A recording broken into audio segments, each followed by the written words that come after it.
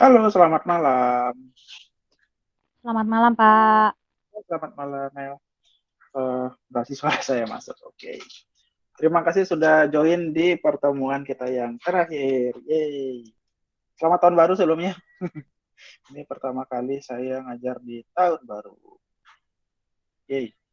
Oke, pertemuan 15 ya. Pertemuan 15 kali ini seharusnya kita membahas mengenai integrasi antara DSS dan Group Decision Support System, metode penentuan alternatif individu dengan metode alternatif kelompok, gabungan model alternatif individu dan kelompok. Seharusnya seperti itu.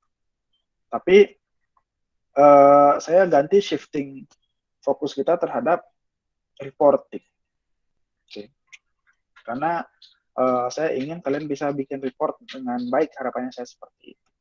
Reporting itu adalah kondisi kita bikin laporan ya, bikin laporan. Kenapa seperti ini kita ngobrolnya? Karena kalian akan ke depan apa namanya akan menghadapi KP, menghadapi seminar proposal, menghadapi TA, itu laporan semua gitu. Dan itu nggak akan kalian nggak bisa selesaikan tanpa laporan ya. On this moment seperti itu. Oke. Kita akan bahas mengenai bagaimana materi itu buah pikiran kita, buah pikiran kayak SMP. Uh, Ide-ide kita itu bisa dalam suatu dokumen. Misalkan kita itu jadi. Oke. Kita awali semuanya dengan standarisasi sebuah DSS, yaitu identifikasi masalah. Identifikasi masalah adalah proses dan hasil pengenalan masalah dan inventarisasi masalah. Jadi kita kelompok-kelompokkan masalah. Atau proses penelitian yang boleh dikatakan paling penting. Ini penting banget. Menentukan kualitas suatu penelitian, bahkan menentukan apakah itu bisa disebut penelitian atau enggak. Itu penting. Cara yang paling gampang, cara yang paling umum untuk menentukan suatu identifikasi masalah adalah literature review atau studi literatur. Studi literatur, kalian itu bisa buka buku, buka Google, buka apa saja, video zaman sekarang bisa itu dijadikan suatu bahan untuk kalian untuk memberikan suatu ide dalam penelitian.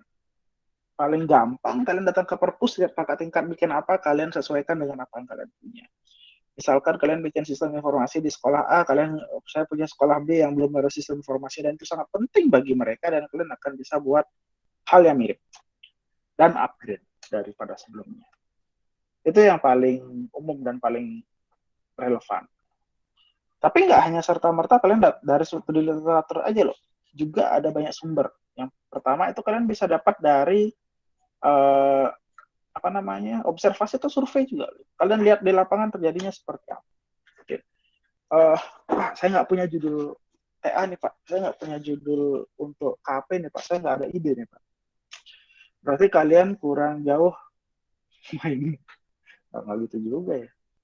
Kalian pulang malam tidurin. Enggak, saya mau Mobile Legends sampai pagi. Uh, kita mulai dari dua pendekatan, yaitu pendekatan literatur dan pendekatan sekunder primer. Sekunder dulu, yang paling gampang. Yang paling umum. Yang pertama adalah kalian itu belajar mencari masalahnya, mencari topiknya itu dari studi literatur. Yang pertama paling sering, paling penting itu adalah bacaan. Bacaannya termasuk jurnal, termasuk buku, termasuk penelitian kakak tingkat kalian sebelumnya, termasuk skripsi, tesis, dan sebagainya. Itu bisa kalian jadikan ide. Oke. Yang kedua ada pertemuan ilmiah, tapi kayaknya kalian jarang sih ketemu orang untuk ngobrolin penelitian itu kayaknya jarang gitu. Proceeding gitu. Mereka datang untuk memberikan apa namanya ide-ide, memberikan hasil-hasil penelitian gitu. Kemudian ada dari pemerintah kayaknya juga jarang ya untuk mahasiswa level TA untuk mengambil kebijakan pemerintah kalau kalian angkat dalam sebuah TA. Biasanya anak hukum sering. Gitu. Kemudian itu ada observasi. Nah, kita lanjut ke kondisi primer. Observasi, apa yang kalian temui di lapangan? Kalian ketemu di lapangan itu ada orang yang bak sampahnya sampai penuh gitu, nggak dibuang-buang. Saya pengen bikin sensor ketika dia sudah 90% dia bunyi alarmnya seperti apa, kan itu observasi. Contohnya kayak gitu. Ada observasi, kemudian ada wawancara ataupun angket. Kalian ketemu orang lagi kesusahan bengong gitu. Permisi Bapak, permisi Ibu, Bapak punya masalah apa ya gitu. Itu kalian gali, oh saya miskin Pak, kenapa miskin Pak? Saya di PHK, kenapa di PHK? Gini, punya skill apa Pak? Oh saya punya skill memasak. Jadi saya buatkan Bapak itu buku resep bisa gitu. Saya nggak bisa beli deh. Gitu. Ya udah saya bikinkan sebuah program buku resep berbasis Android. Bapak punya HP Android punya, mantap. Itu salah satu cara untuk mendapatkan ide dengan cara wawancara. Kemudian pengalaman. Dulu kalian pernah mengalami masalah apa sih? Dulu tuh saya pernah mengalami yang namanya nitip tugas tapi nggak dikumpulin tugas sama teman saya. Misalkan seperti itu. Terus gimana cara menanggulangi? Misalkan seperti itu. Pengalaman-pengalaman masalah-masalah kalian dulu, masalah orang terdekat kalian, orang tua, adik kakak, seperti apa. Itu bisa dijadikan referensi kalian untuk dapat mencari topik permasalahan. Kemudian yang ketujuh ada yang sedikit tidak umum, yaitu intuisi. Kok bisa? Intuisi adalah gimana cara kalian mempertanyakan suatu hal gitu. Misalkan mana sih kira-kira yang lebih pusing antara pakai headset Bluetooth atau headset kabel? Coba saya berikan penelitian. Bisa loh, bisa. Intuisinya itu ganggu gitu. Jadi itu akan jadikan suatu permasalahan intuisi. Kayaknya headset Bluetooth harusnya lebih bagus daripada headset kabel. Oke, itu intuisi, itu yang akan menjadi suatu dasar. Tapi yang paling sering itu ada dua, yaitu observasi dan studi kasus. Itu biasa. Kemudian rumusan masalah, kita masuk ke rumusan masalah. Rumusan masalah biasanya kalian template banget, di mana kalian menggunakan bagaimana rancangan judul tanda tanya. Kemudian bagaimana implementasi judul tanda tanya. Itu template banget. Tapi seharusnya hal itu memiliki suatu hal yang lebih dalam, lebih luas daripada yang itu. Daripada hanya sekedar copy paste judul doang. Jadi seharusnya kalian menunjukkan masalah itu researchable nggak? Gitu, bisa diteliti nggak? Caranya gimana cara untuk menentukan itu bisa diteliti atau nggak? Itu harus terukur. Oke, harus terukur. Terukur itu dalam artian gimana sih cara mengukurnya nanti? Gitu. Misalkan bagaimana merancang sistem informasi yang bagus gitu. Itu akan kalian bisa ukur dengan cara apa? Oh, saya bisa pakai user acceptance test gitu. Apakah dapat diterima masyarakat atau enggak? Kemudian nanti bagaimana implementasinya akan saya menggunakan white box testing, black box testing. Itu akan nanti kita belakangan ngomong. Jadi itu yang akan jadi suatu pengukur bahwa sehingga penelitian ini dapat terukur, dapat diuji hasilnya seperti apa. Nanti di situ saya ingin data science Pak, seperti apa ya pengujiannya? Oh, bisa dengan macam-macam pengujian data science. Misalkan pakai akurasi, bisa pakai stress test atau macam-macam. Nanti kita akan pelajari lebih lanjut. Itu untuk rumusan. Kemudian yang penting juga ada namanya batasan masalah. Ini kalian harus pergunakan dengan baik. Misalkan seperti ini. Kalian pada judul anggapnya kita ngomongin DSS ya. Decision Support System dengan metode WP dalam penentuan beasiswa di Sticky. Oke. Saya punya studi kasus, itu judul yang paling standar buat saya. Jadi saya punya produk berupa DSS, saya punya metode berupa metode WP, saya mempunyai studi kasus yaitu berupa beasiswa di Sticky. Apa yang tidak tercakup di dalamnya untuk menjelaskan batas-batas kalian dalam penelitian, itu perlu kalian cantumkan pada batasan masalah. Misalkan, bahasa pemrograman saya nggak sebut di judul supaya nggak kepanjangan banget judulnya gitu. Saya taruh di batasan masalah. Jadi nanti sistem yang akan dikembangkan menggunakan bahasa PHP dan SQL misalkan seperti itu. Kemudian apalagi data penerima beasiswa yang digunakan adalah angkatan sedikit tahun 2021 seperti itu misalkan. Yang tidak tercakup pada judul bisa kalian gunakan untuk menegaskan mana-mana saja batas kalian. Misalkan itu gunanya seperti apa sih gitu. Misalkan penguji, pembimbing atau pendiri kalian sendiri supaya nggak bingung ya udah gitu. Misalkan kalian nggak tentukan batasan masalah dalam programming gitu. Oh, kamu bikin decision support system ya? Oh, kamu bikin sistem informasi ya? Bisa dibuatin di Android nggak? Oh, nggak bisa, Pak. Kan nggak ada di batasan masalahnya. Pakai itu aja ya. Susah. Jadi di situ perlu adanya batasan masalah. Oke, itu penting. Jadi supaya nggak kacau nanti. Gitu. Membatasi masalah diteliti gitu. Pengertiannya apa, lebih rincinya seperti apa. Oke. Landasan teori perlu kita bahas, copy paste tidak semudah itu ya. Jadi untuk mendapatkan kualitas landasan teori yang bagus, kalian harus melihat juga judul-judul yang akan kalian gunakan. Benar-benar produk yang kalian akan gunakan. Misalkan produk kalian DSS, kalian harus bahas DSS dengan baik.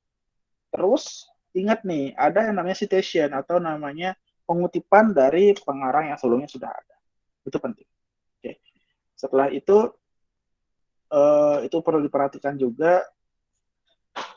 Ini juga memiliki makna untuk menjelaskan apa-apa saja yang kalian butuhkan.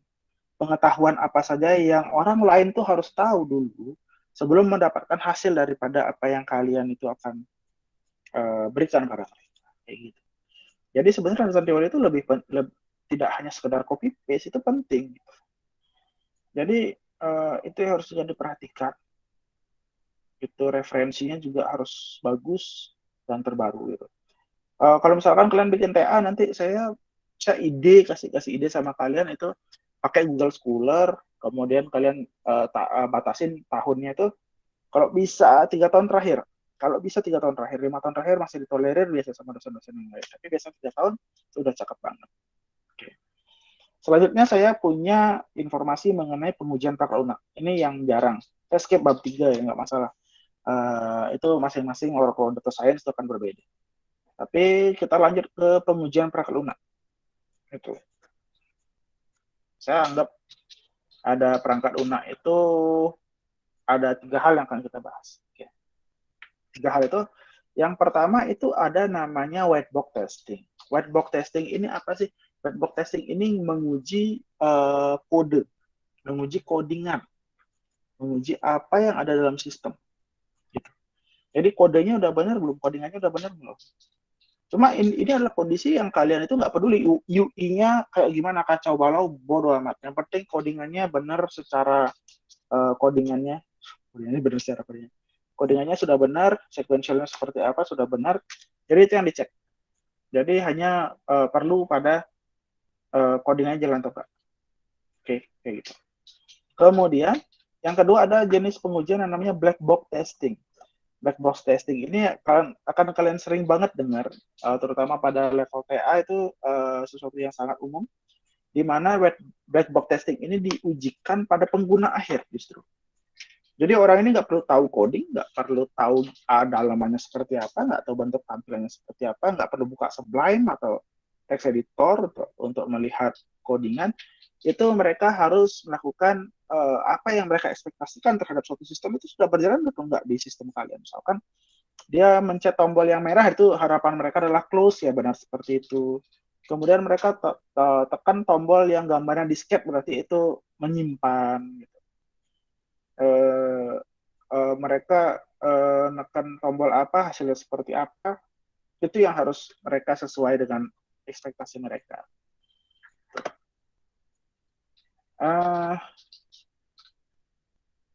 Kemudian pengujian yang ketiga, saya skip ini. Pengujian yang ketiga itu ada sebuah paket pengujian yang namanya Quality Assurance Software Testing, QA.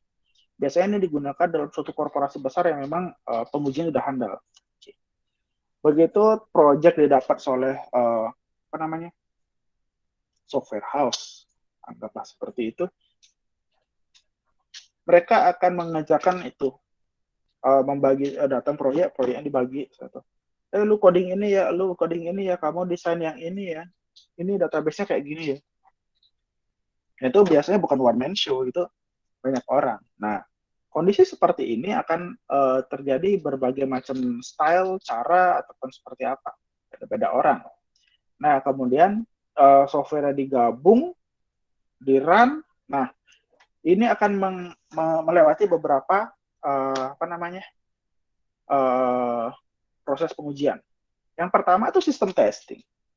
Jadi setelah programnya di-run satu-satu, itu adalah sistem testing di mana memastikan keseluruhan sistem secara umum itu sudah benar bisa jalan, nggak ada bug, nggak ada error. Bukan itu dulu. Bisa jalan, bisa jalan. Tahap pertama bisa jalan. Oke. Yang kedua, itu baru unit testing. Setelah ini bisa jalan secara besar, kita cek nih bagiannya kecil-kecilnya seperti apa. Misalkan dalam suatu sistem informasi pemesanan kamar, misalkan, itu kalian punya sistem, itu jalan. Itu sistem testing udah oke. Okay. Kalian unit testing. Misalkan unit loginnya bisa jalan atau enggak, tambah datanya bisa jalan atau enggak, cari datanya bisa jalan atau enggak, inquiry-nya seperti apa, itu nanti dicek one by one dalam setiap unitnya. Selanjutnya, setelah itu ada namanya integration testing. Nah, karena biasanya kalau software house itu si A, si B, si C, si Z itu mengerjakan hal-hal yang berbeda, itu jalan nggak sih? Apakah codingan dari A itu bisa memanggil database yang dibuat oleh si B? Apakah codingan dari si A itu masuk ke UX yang di user interface yang dibikin sama si C nggak, seperti itu? Jadi integration testing udah bagus atau belum? Nah, yang kemudian setelah ini jalan-jalan dari segi sistem, unit, dan integrasi udah jalan, software alpha dilempar ke customer. Jadi customer melakukan usability testing. Sesuai nggak harapan mereka terhadap ekspektasi program dapat, misalkan ukurannya, warnanya, kontrasnya, penempatan elemennya, buttonnya udah selesai atau enggak. Itu diklik, klik. Oh, coba, oke, fine, good. Jadi usability testing itu sudah lewat. Nah, setelah dapat feedback dari klien, dari customer, udah selesai seperti itu, udah fix bentuknya seperti apa, program-program udah jalan, kita akan gunakan performance testing. Jadi lihat performanya seperti apa nih, udah bagus atau belum. Respon time, misalkan saya klik save berapa detik sudah selesai. Saya klik delete berapa lama dia mencari query dan menghapusnya, seperti itu. Performance. Setelah itu setelah performanya bagus, kita akan lakukan smoke testing. Smoke testing itu kita coba nih jalanin program ini running di jam 12 malam. Kita jalanin di prime time di jam 9 pagi, kita jalanin di jam 3 sore, kita jalanin 1 jam, kita jalanin 30 menit, kita jalanin berapa menit, seperti itu. Di smoke. Gitu. Jadi ada pancaran. Jadi ada waktu-waktu untuk mereka itu bisa ngetes. Kemudian setelah smoke testing, kita run versi beta. Kemudian dilakukan adalah stress test. Jadi diundang orang-orang atau seperti apa untuk menyerang sistem yang sedang ada. Itu kalian masukkan perintah yang seperti itu, sehingga mengukur server itu kuat atau enggak. Biasanya mengukur server ya sama daya data seperti itu. Nah, setelah itu dilakukanlah, ketemulah berbagai macam permasalahan yang awalnya dari sistem testing sampai stress testing itu adalah bug, adalah error, seperti itu. Kemudian tes ke-8 itu sanity testing atau nyari waras gitu. Jadi pembersihan bug itu sudah harusnya tidak ada masalah lagi. Jadi bug error itu sudah clear di tahap ini sehingga bisa dapat jalankan gitu. Oke. Setelah itu ada regression testing. Jadi yang bug yang tadi sudah harusnya dibersihkan, diperbaiki, itu akan diserang pada regression testing. Jadi bug-bug yang itu akan diserang. Masih muncul nggak sih ini bugnya seperti apa gitu. Jadi yang kayak gitu. Itu adalah regression testing. Oke. Pertemuan 15 saya work dengan kondisi mempelajari tentang reporting. Seharusnya dengan kondisi seperti ini kalian sudah bisa lebih memikirkan dengan lebih baik bagaimana caranya kalian mengidentifikasi masalah, caranya kalian mencari identifikasi masalah, menuangkan dalam kata-kata yang kalian akan masukin di laporan, seperti itu. Harapannya seperti itu, kalian sudah bisa harusnya. Oke. Ini adalah pertemuan terakhir kita yang bermateri. Minggu depan, ya, saya ingatkan lagi, minggu depan kita UAS. Minggu depan kita UAS tanggal 12. Itu kalian UAS dan saya harap kalian itu sudah selesai programnya. Jadi kita demo program. Satu kelompok 5 menit, harapan saya sudah beres. Tidak ada yang tertinggal karena waktu saya cuma itu saja. Nggak ada tambahan lagi tanggal 19 atau seperti apa, nggak ada. karena memang strict banget dari kampus juga. Jadi harapan saya minggu depan kita sudah selesai, nilai sudah saya bisa upload segera. Jangan lupa kalian cek lagi quiz-quiz, tugas-tugas, diskusi semuanya yang sebelum-sebelumnya. Jadi seperti itu. Kemudian jangan lupa untuk mengumpulkan sebuah laporan yang terdiri dari kelompoknya jadi masing-masing seperti tugas-tugasnya. Jadi berkelompok dikerjakan juga sama kelompok, dikumpulin individu di Google Classroom. Usahakan ngumpul tepat waktu di tanggal 12. Oke. Itu saja. Kira-kira ada pertanyaan sebelumnya mengenai UAS terutama atau DSS pada umumnya? Ada pertanyaan? Karena pertemuan terakhir saya tanya lagi sekali. Bagaimana? Ada pertanyaan? Sepertinya tidak.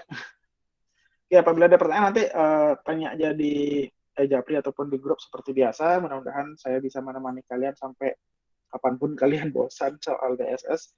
Apabila ada yang tertarik dengan DSS, bisa juga pelajari juga DSS lebih lanjut. Kalau misalkan kalian ngeblank sama DSS, tapi kalau masih tertarik bisa tanya sama saya. Semoga saya bisa membimbing kalian sampai kalian bisa mengenai DSS. Oke, itu saja. Jangan lupakan minggu depan UAS. Oke, saya umumin lagi nanti di grup untuk semua orang. Apabila ada yang kelewat bisa lihat video-video yang sudah ada di Google Class. Oke, itu saja. Terima kasih sudah hadir. Selamat malam. Saya izinkan live. Terima kasih. Selamat malam. Terima kasih, Pak. Malam, Pak. Selamat malam. Malam. Selamat malam. Malam, Pak. Ya, selamat malam. Terima kasih.